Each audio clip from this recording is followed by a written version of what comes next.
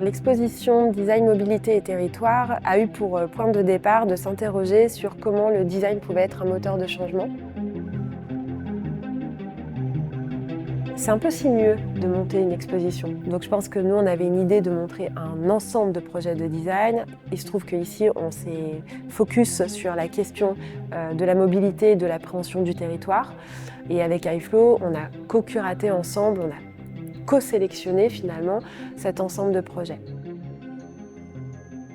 Le principe un peu de cette exposition, c'est de pouvoir rassembler un certain nombre de pièces relativement hétéroclites dans des médiums très divers, avec des thématiques diverses autour de l'idée du mouvement. Donc, toutes ces pièces sans conviction, pour nous, on s'est dit que au fond, ça ressemble beaucoup à une scène de crime, dans laquelle on pose les objets pratiquement à même le sol, on les cristallise dans une plateforme et ensuite on les donne à voir, on les montre à des visiteuses, des visiteurs qui peuvent se faire leur propre enquête. La mobilité aujourd'hui, dans le concept même de mobilité, de réflexion d'un urbanisme sur la mobilité, on doit prendre en compte la question à la fois du voyage, du nomadisme, de la promenade et également de la pause. Dans une partie de la section mobilité, si on peut l'appeler comme ça, dans l'exposition, on a effectivement abordé le vélo comme mode de transport doux de cette mobilité.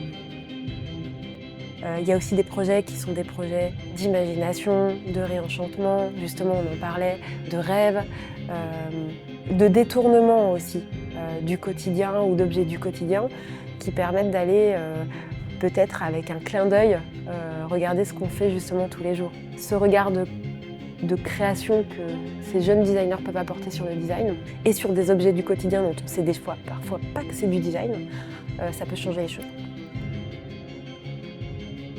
Je pense que si on parle de design et d'innovation, et qu'on est chez iFlow et qu'on parle de start-up et d'innovation, d'accueil d'entreprises qui sont aussi dans cette logique d'évolution, de nouveaux projets, d'appréhension du quotidien différent, je pense qu'en fait les deux se rejoignent.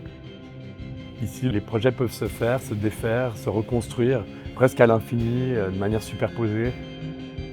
À un moment donné, on a des questions qui ne sont pas forcément abordées de la même manière, puisque d'un côté, on a des jeunes designers et de l'autre, on a des entreprises qui cherchent aussi à faire bouger les choses. Au final, on se retrouve à réfléchir à un monde meilleur.